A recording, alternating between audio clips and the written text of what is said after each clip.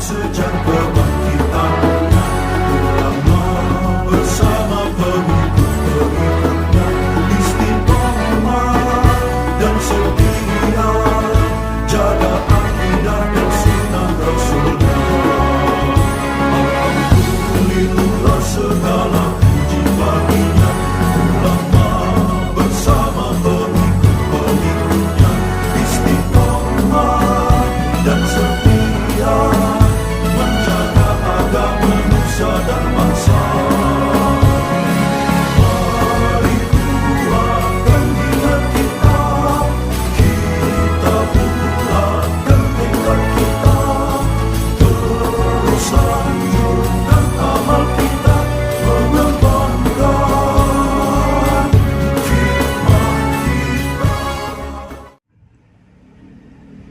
Alhamdulillahilladzi tawadha'a kullu syai'in li'azamatihi wa dhalla kullu syai'in li'izzatihi wastalama kullu syai'in liqudratihi. Wassalatu wassalamu ala sayyidina Muhammadin alladzi azala bayanuhu kulla ibham wa ala alihi wa ashabihi salatu wa salaman daimaini ma damatil ayyam. Amma ba'd, fa inna ahsanal hadithi kitabullah wa khairul hadi hadi Muhammadin sallallahu alaihi wasallam wa syarrul umuri muhdatsatuha wa kullu muhdatsatin bid'ah wa kullu bid'atin dhalalah. Segenap jamaah Majelis Taklim Hifdzul Amal, para ustadz, para hujjaj, wabil khusus orang tua kita Habib Haji Nasruddin, mudah-mudahan senantiasa Allah berikan kesehatan dan keberkahan dalam segenap aspek kehidupannya. Ustadz Haji Ahmad Nasir, Haji Farid, Haji Hashim, dan seluruh hadirin yang dirahmati oleh Allah. Mari sama-sama kita lanjutkan pengajian tafsir Marah Labid ayat 195 dari surat Al-Baqarah. Bismillahirrahmanirrahim. Wala tulqu biaidikum ilat tahlukah ay wala tulqu anfusakum ilal halaki. La, bukan itu. Wa anfiqu fi sabilillah wala tulqu biaidikum ilat tahlukah. Wa anfiqu, dan infakkanlah fi sabilillahi, di jalan Allah. Berinfaklah di jalan Allah ay fi taatillah, maksudnya dalam ibadah taat kepada Allah, liqada'il umrati, dalam pelaksanaan umroh atau untuk melaksanakan umroh. Wa anfiqu fi sabilillah, berinfaklah di jalan Allah. Di sini kalau disebutkan berinfak, ini belum disebutkan infakin apa kira-kira. Kenapa tidak disebutkan maf'ul bihnya, tidak disebutkan maf'ul bih dari anfiqu. Anfiqu itu artinya mengorbankan, atau anfiqu itu artinya memberikan. Infak itu artinya memberikan. Memberikanlah, berikanlah di jalan Allah. Yang diberikan apa? Kok nggak disebutkan di sini? Karena sudah maklum adanya bahwa yang namanya infak pasti yang diberikan apa kira-kira saudara? Harta. Nah, harta nggak punya saya Ustadz. Kalau harta mah, kalau nggak punya harta ya pikiran, ide. Kalau nggak punya harta tidak bisa memberikan infak yang sifatnya infak maliyah, infak yang sifatnya harta bendawi, nggak bisa. Maka infak yang lain, pikiran misalnya, pikiran juga nggak punya pikiran, lu gila apa? Kalau nggak punya juga harta, tapi tenaga ada, tenaga juga termasuk bisa untuk dikorbankan, bisa untuk diberikan di jalan Allah. Ya tenaga, ya pikiran, ya ilmu, ini hendaklah kita berikan untuk jalan Allah, artinya untuk mentaati Allah. Di sini secara khusus disebutkan oleh Syekh Nawawi Banten kaitannya dengan ayat sebelumnya, liqada'il umrati, untuk pelaksanaan umroh. Kita tahu ayat ini di ayat-ayat sebelumnya adalah ayat tentang umrohnya Rasulullah SAW di tahun ke-6 yang tertunda. Karena di tahun ke-6 itu tertunda, nggak boleh masuk ke tanah haram, nggak boleh masuk ke Mekah, tertunda di sebuah tempat namanya Hudaybiyah, kira-kira beberapa kilometer dari Mekah. Kalau kita umroh udah sampai Mekah nih. Kalau kita umroh lagi biasanya ambil mikotnya bisa di Hudaybiyah. Kalau nggak di Hudaybiyah, ambil mikotnya bisa di Ji'ronah biasanya. Kalau dari Indonesia langsung mau ambil mikot bisa di Jeddah juga. Kalau yang biasanya sampai Madinah dulu, mikotnya nanti di Bir Ali. Nah, ini ada daerah namanya Hudaybiyah, beberapa kilometer di luar kota Makkah, memang belum masuk tanah haram. Nah, di tempat yang namanya Hudaybiyah ini di tahun ke-6 Rasulullah bersama pasukan 1000, kira-kira 1000, bukan pasukan sih, 1000 jamaah, emang pengen umroh, bukan pengen perang. Tapi orang Mekah udah takut aja, udah takut segitu banyaknya, maka nggak boleh masuk, tertahan di tahun ke-6 Hijriah. Nah, tahun berikutnya dengan izin Allah, karena mereka merusak perjanjian Hudaybiyah, tahun berikutnya maka berangkat lagi Makkah untuk melaksanakan umroh ini yang namanya umroh qadha. Karena tahun kemarin itu gagal, maka harus dibayar di qadha, namanya di tahun berikutnya, di tahun ke-7. Oleh karenanya di sini, berikanlah hartamu, berikanlah pikiranmu, berikanlah tenagamu untuk umroh di jalan Allah. Untuk umroh artinya untuk pelaksanaan umroh yang hendak dilaksanakan di tahun ke-7 ini. Semuanya dikorbankan atau semuanya diberikan, dikerahkan untuk kekuatan Islam fisabilillah. Yang punya harta ya berikan hartanya, yang punya tenaga berikan juga tenaganya, yang punya ide berikan juga idenya, yang punya ilmu berikan ilmunya. Infakkanlah yang kalian miliki di jalan Allah, yaitu untuk ibadah, baik ibadahnya ini seperti umroh maupun ibadah-ibadah yang lain. Memang hadirin, dalam Al-Quran itu al-ibrah bi umumil lafaz la bi khususis sabab. Ungkapan dalam Al-Quran itu bisa kita ambil nasihatnya, bisa kita ambil pengertian dan juga petuah-petuahnya itu kita ambil dari segi umumnya. Walaupun asbabun nuzul sifatnya khusus, ini asbabun nuzulnya adalah tentang umroh qadha, tapi bisa kita ambil karena yang namanya pelajaran, yang namanya nasihat itu sifatnya umum. Kalau disebutkan di Al-Quran, di ayat ini disebutkan infakkanlah semua yang kalian miliki di jalan Allah, walaupun sebabnya adalah umroh, bukan berarti hanya infak untuk umroh saja, bukan, tapi untuk yang lain. Untuk apa? Untuk masjid, untuk pengajian, untuk pesantren, untuk madrasah-madrasah. Infakkanlah semuanya itu di jalan Allah untuk semua itu. Wala tulqu biaidikum ila tahlukah, dan janganlah kalian lemparkan tangan kalian ila tahlukati, kepada kerusakan. Jangan kalian lemparkan tangan kalian kepada kerusakan. Maksudnya wala tulqu anfusakum, janganlah kalian lemparkan diri kalian ilal halaki, kepada kerusakan, biman in nafaqati, dengan tidak berinfak, dengan tidak memberikan nafkah fisabilillahi, di jalan Allah, au bil israfi, atau dengan berlebihan, fin nafaqati, dalam berinfak, bernafkah atau memberikan nafkah, au bitadyi'i wajhil ma'ashi, atau dengan menyia-nyiakan wajah, menyia-nyiakan segi kehidupan. Janganlah rusak tangan-tangan kalian. Wala tulqu biaidikum ilat tahlukah, janganlah rusak tangan-tangan kalian. Baknya di sini hadirin, baknya ba zaidah. Jadi yang dimaksud jangan rusak di sini, baknya nggak usah diartikan janganlah kalian rusak biaidikum, dengan tangan-tangan kalian, nggak usah, karena baknya ba zaidah. Jadi dihilangkan banyak, wala tulqu biaidikum, janganlah kalian rusak tangan kalian, janganlah kalian lempar, janganlah kalian lempar tangan kalian menuju kerusakan. Hanya yang dimaksud dengan tangan di sini bukan tangan, tapi yang dimaksud adalah diri kalian. Jangan kalian lempar diri kalian kepada kerusakan. Dzikrul juz'i wa yuradu bihil kul, menyebutkan bagian tapi yang dimaksud keseluruhan. Yang disebutkan di ayat ini tangan. Jangan kalian lemparkan tangan kalian kepada kerusakan. Yang dimaksud bukan tangan kita dilemparkan kepada kerusakan, bukan. Tapi bukan tangan kita terus kita pukul-pukulin sampai pada lecet, bukan. Tangan kita sengaja kita lukain, bukan. Tapi yang dimaksud keseluruhan diri kita. Jangan lempar diri kalian kepada kerusakan. Dalam Al-Quran sering seperti ini, disebutkan sebagian tapi yang dimaksud keseluruhan. Namanya dalam bahasa itu disebut dengan majaz. Yang dimaksud keseluruhan tapi disebutinnya cuma sebagian aja.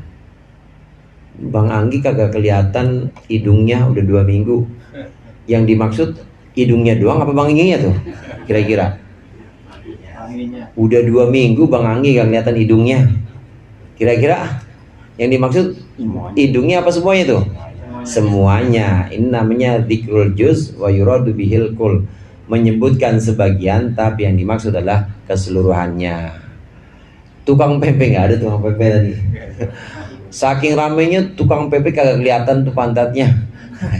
Kagak kelihatan pantatnya maksudnya ya semuanya nggak kelihatan maksudnya.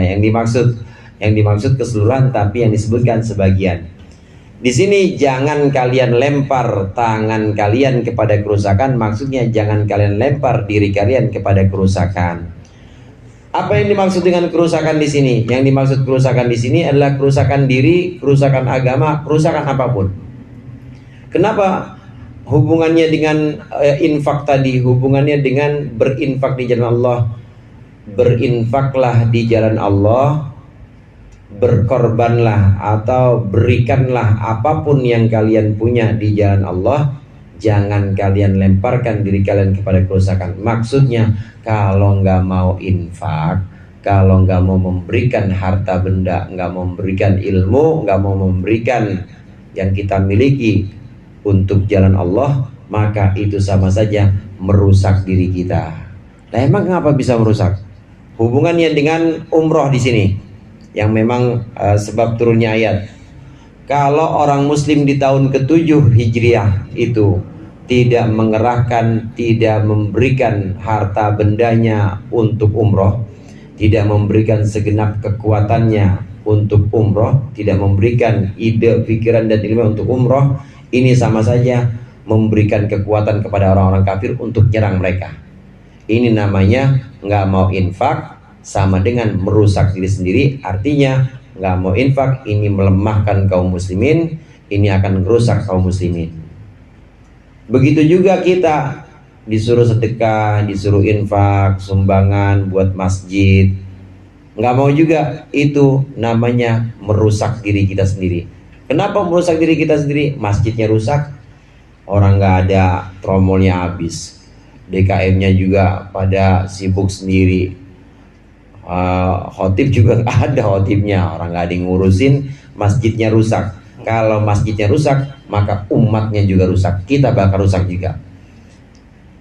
Infakkanlah yang kalian miliki di jalan Allah dan jangan lemparkan diri kalian ke dalam kerusakan. Artinya jangan sampai enggan kalian berinfak sehingga membuat diri kalian rusak karena ogah untuk nyumbang, karena malas untuk memberikan infak demi keperluan umat, demi keperluan masyarakat, maka itu sama saja merusak masyarakat atau merusak diri kita sendiri. Nah, kemudian Syekh Nawawi Banten di sini menjelaskan lebih detail lagi. Di antara gambaran rusaknya kita atau rusaknya seseorang karena tidak mau berinfak, itu bisa jadi karena dia sama sekali nggak mau infak, sama sekali medit, bin koret, bin silit kuning, bin buntut gasiran. Dia benar-benar nggak mau memberikan yang dia miliki, atau kemungkinannya memberikan, dia mau mengorbankan tapi israf. Israf itu dia berlebihan, dikasihin semuanya sampai tidak ada perhitungannya, namanya nekat. Dia nekat dikasihin semuanya, tidak ada perhitungannya, ini israf.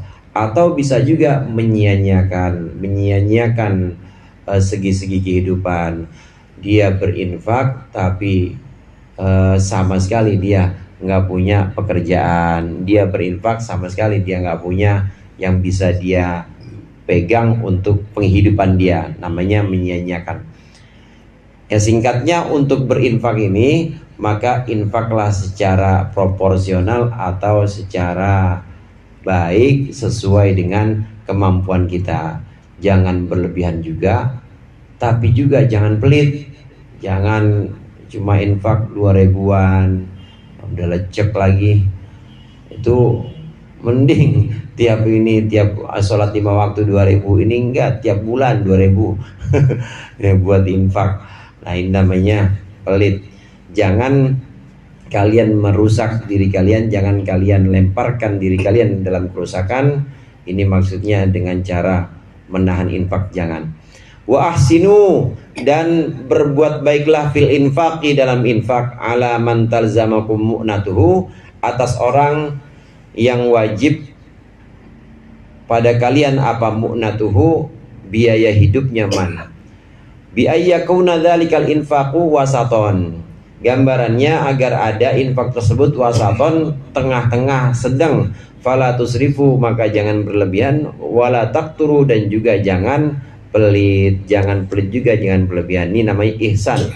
Artinya ihsan di sini pertengahan, berbuatlah baik, berbuat baik. Artinya enggak terlalu boros berlebihan, tapi juga enggak terlalu pelit. Jangan terlalu pelit dan juga jangan terlalu boros. Israf namanya boros. Jadi ada di pertengahan. Infak, kemudian setelah infak pertengahan, yang sifatnya ini moderat, nggak terlalu berlebihan, jadi nggak boros juga dan juga nggak terlalu pelit. Wa yuqalu wa ahsinu dzanna fillah. Dan ada satu kaul dikatakan juga yang dimaksud wa ahsinu ini adalah yang dimaksud dengan wa ahsinu dzanna, yaitu berhusnuzonlah fillahi, kepada Allah. Ketika kita infak, ketika kita memberikan apa yang kita miliki, harta atau ide atau ilmu, maka hendaklah kita husnuzon kepada Allah, bahwa yang kita berikan ini akan Allah ganti lebih baik. Harus husnuzon, baik sangka kepada Allah bahwa yang kita sudah korbankan ini pasti akan Allah ganti, akan Allah berikan balasannya nanti. Namanya husnuzon. Ada harta, ada ilmu, bahkan yang lebih dari semua itu saudara, bukan hanya harta, bukan hanya ilmu, bukan hanya ide, tapi memberikan hidupnya diinfakkan. Artinya berani mati untuk Islam, berani mati untuk meninggikan kalimat Allah, untuk meluhurkan ajaran-ajaran Nabi Muhammad. Ini berani mati, namanya menginfakkan dirinya.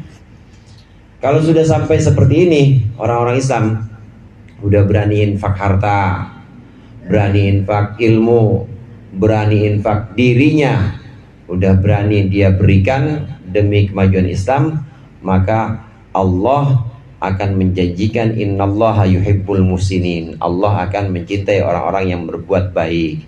Diri, sampai diri aja atau sampai badannya aja itu dia jadikan sebagai infak untuk Islam. Hadirin jamaah rahimakumullah, memang dalam memberikan ini, dalam memberikan pengorbanan atau mengerahkan semua yang kita miliki, harta, ilmu, bahkan jiwa, nyawa kita ini kita berikan, ini kadangkala tidak harus untuk kita. Boleh jadi yang kita berikan sekarang ini tidak kita terima hasilnya sekarang. Tapi apa? Tapi nanti buat anak-anak kita, pahlawan-pahlawan Islam yang berjuang. Ini kan sampai sekarang atau kebanyakan dari pahlawan-pahlawan itu tidak merasakan nikmatnya kemerdekaan, nggak merasakan nikmatnya Islam. Orang-orang yang dulu kalau buat ngaji aja susah banget, maksudnya ngaji kadang diuber-uber, kumpul-kumpul dikit kadang-kadang ditangkap. Zaman Orde Baru atau jauh sebelum zaman Orde Baru, mau ngaji rasanya susah banget. Pengen cari guru, orang belum ada yang bisa.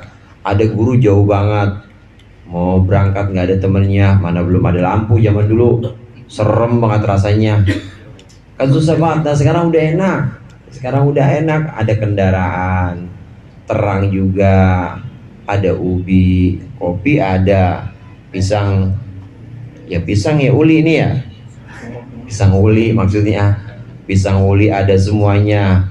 Ini berkat, ini lantaran perjuangan orang-orang dulu yang mengorbankan hartanya, mengorbankan ilmunya, bahkan mengorbankan nyawanya buat kita. Demikian juga kita yang menginfakkan harta kita, menginfakkan ilmu, menginfakkan juga nyawa, bahkan nyawa. Ini boleh jadi kita nggak merasakan, tapi nanti yang merasakan adalah anak cucu kita. Minimal saudara, minimal kita ngaji sekarang ini, minimal ini ngasih contoh buat anak kita nanti. Kalaupun kita belum dapat ilmunya, ini insya Allah nanti yang dapat ilmunya adalah anak-anak kita. Amin. Paling enggak anak-anak kita ngelihat tuh Bapak kalau malam Jumat berangkat terus tuh, kata anaknya Bang Udin, kata anaknya PRT, iya nggak pernah absen, paling kalau lagi kumat doang. Ininya asam uratnya, kalau lagi asam urat yang kumat doang, izin aja, tapi berangkat terus. Itu contoh yang diberikan tuh, teladan yang diberikan seperti itu, rutin dilihat sama anak-anak kita, nempel. Nah begitu nempel, maka anak-anak kita jadi orang yang demen ngaji juga nanti insya Allah. Kalau udah jadi orang yang demen ngaji, insya Allah itu tanda yang baik, alamat yang baik, jadi orang alim juga untuk anak kita atau untuk cucu kita nanti turunnya. Innallaha yuhibbul muhsinin, sesungguhnya Allah mencintai orang-orang yang berbuat baik. Ay yuridu bihim al khaira, Allah menghendaki untuk orang-orang muhsinin al khaira, kebaikan seluruhnya. Wa yuthibuhum, dan juga Allah memberikan ganjaran kepada muhsinin. Muhsinin ini isim fa'il dari ahsana. Wa ahsinu, berbuat baiklah, sesungguhnya Allah mencintai orang yang berbuat baik. Muhsinin, berbuat baik. Yuhibbu, mahabbah, cinta. Syenawi Banten di sini menafsirkan yuridu bihim al khaira wa yuthibuhum. Allah mencintai orang-orang yang berbuat baik. Maksudnya Allah menghendaki kebaikan untuk seluruh orang muhsinin dan juga akan membalas mereka. Jadi yang dimaksud mahabbah di sini, cinta di sini bukan cinta-cinta demen-demenan perempuan sama laki, bukan.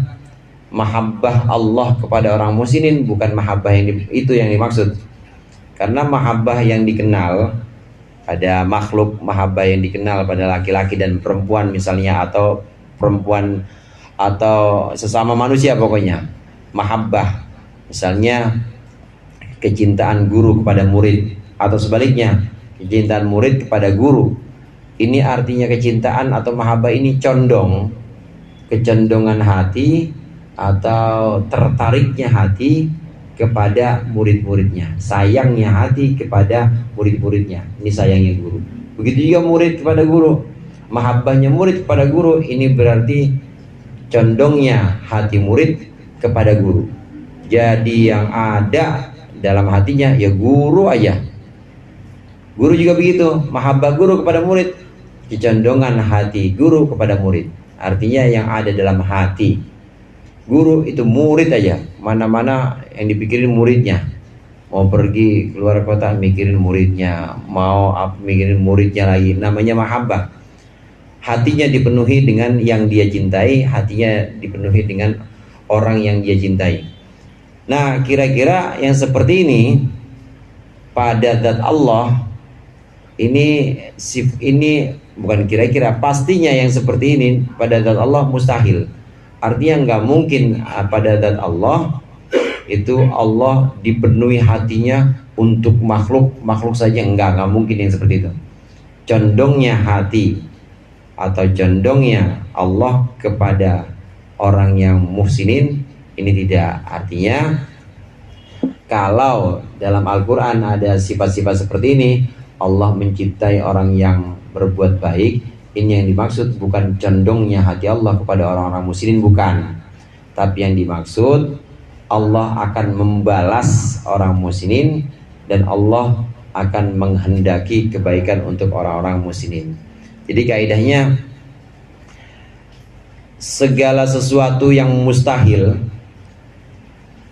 pada Allah dan ternyata itu tertulis dalam Al-Quran, maka itu harus dikembalikan kepada makna asli atau makna yang mutlak, istilahnya makna yang mutlak, dan juga diberikan kelazimannya. Ini contoh mahabbah tadi.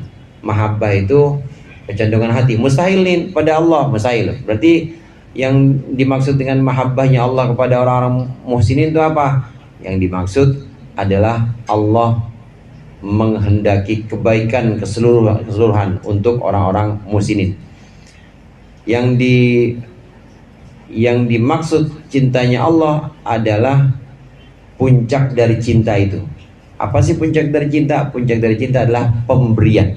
Akan Allah berikan segalanya untuk orang-orang muhsinin. Bukan artinya Allah punya hati kemudian hatinya dipenuhi kecondongan kepada orang muhsinin, bukan. Ini mustahil. Ada contoh lagi seperti ini saudara, misalnya yadullahi fawqa aydihim, tangan Allah di atas tangan orang-orang kafir. Kalau kita lihat secara harfiah, maka ini mustahil. Mustahil Allah punya tangan, karena Allah itu berbeda dengan makhluk. Jadi tangan di sini apa maksudnya? Tangan ini harus diartikan, dikembalikan kepada arti mutlak tangan. Secara mutlak, tangan itu biasanya tangan itu punya kekuatan apa enggak? Punya kekuatan. Punya kekuasaan apa enggak? Tangan itu punya kekuasaan buat ngangkat mie, kekuasaan buat ngaduk kopi, kekuasaan buat gampar orang. Namanya kan tangan begitu, namanya kekuasaan. Jadi yang dimaksud di sini adalah tujuan goyah dari tangan. Tujuan dari tangan ya kekuasaan, kemampuan. Maka yang dimaksud yadullah di sini ya bukan tangan, bukan, tapi yang dimaksud adalah kekuasaan Allah di atas kekuasaan orang-orang kafir. Itu yang dimaksud. Harus kita artikan seperti itu. Karena kalau tidak, nanti jadinya tajsim. Tajsim itu artinya menyerupakan Allah dengan makhluk. Allah mencintai orang yang berbuat baik, oh berarti Allah cinta. Mikirin orang muhsinin, nggak begitu. Kalau disebutkan yadullah, tangan Allah di atas tangan orang kafir, oh berarti Allah punya tangan. Kalau punya tangan berarti punya cincin juga. Jadinya tajsim. Tajsim itu mujassimah. Sebagian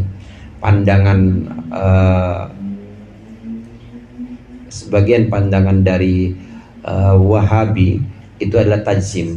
Wahabi itu menganggap bahwa Allah itu punya jisim. Jisim itu jasmani. Karena dia mengartikan ayat-ayat, mengartikan hadis-hadis itu dengan arti yang sifatnya harfiah atau tekstual. Dia lupa dalam bahasa itu ada majaz. Dalam bahasa Arab itu ada istilah yang sifatnya bukan hakiki tapi majazi. Dalam semua bahasa, bukan hanya dalam bahasa Arab, semua bahasa pasti itu ada aspek majazinya, bukan aspek yang hakiki. Nazalat al-ayatu min qawlihi ta'ala wa qatilu fi sabilillah, Al-Baqarah ayat 190. Ini ayat yang sudah kita baca 190, 91, 92, 93 sampai 195 ini. Ilahahuna sampai sini, ini turun fi haqqil muhrimina, pada hak orang-orang yang sedang ihram ma'an nabi, bersama Nabi Muhammad sallallahu alaihi wasallam, liqada'il umrati, untuk melaksanakan umrah. Ba'da amil Hudaybiyati, setelah tahun Hudaybiyah. Liannahum, karena sungguhnya muhrimin, orang yang ihram, khafu ayyuqatilahumul kuffaru, mereka takut orang-orang kafir memerangi mereka fil harami, di tanah haram, wal ihrami, dan di waktu ihram, awis syahril harami, atau di bulan haram. Wa karihu dzalika, dan mereka tidak menginginkan itu terjadi. Liannal qitala fi dzalikal waqti, karena sungguhnya berperang pada waktu itu, pada waktu setelah amil Hudaybiyah, kana muharraman, itu diharamkan fi tilkal ahwali tsalatsati, di keadaan yang tiga. Maksudnya keadaan yang tiga, tanah haram Mekah, kemudian ihram, lagi ihram juga, mana tanah haram Mekah, lagi ihram juga. Udah gitu bulannya bulan haram juga, bulannya bulan Dzulqa'dah. Kemarin udah kita bahas bulannya bulan Dzulqa'dah. Bulannya bulan haram, tanahnya tanah haram, lagi ihram pula, tapi diserang sama orang-orang kafir. Gimana ini urusannya? Padahal orang-orang Islam itu sangat mengagungkan Mekah, tanah haram, sangat mengagungkan bulan haram seperti Dzulqa'dah, dan sangat mengagungkan proses ihram ini. Kalau ihram itu jangankan berperang, gangguin binatang aja nggak boleh, apalagi bunuh orang. Nah, maka turun ayat mulai dari 190 sampai ini untuk menegaskan nggak apa-apa kalau emang diserang duluan, nggak berlaku itu tanah haram. Kalau emang diserang duluan, maka nggak berlaku itu sedang ihram. Kalau memang diserang duluan, nggak berlaku itu bulan haram. Kenapa? Ya dia yang mulai duluan, lu jual gua beli. Meskipun di tanah haram, lawan aja kata Allah. Meskipun di bulan haram, balas saja. Meskipun sedang ihram, maka perangi saja mereka. Ini ditegaskan karena orang-orang Islam itu sangat mengagungkan 3 hal ini. Ahwal at-talatah, maksudnya 3 hal itu yang tadi disebutkan, ya, mengagungkan tanah haram, mengagungkan keadaan ihram, dan juga mengagungkan bulan haram. Maka Allah menguatkan supaya jangan ragu-ragu untuk balas menyerang orang-orang kafir yang mulai duluan perang. Wa atimmul hajja wal umrata lillahi fa in uhsirtum famastaysara minal hadi wa atimmul hajja wal umrata lillah wallahu a'lam bissawab.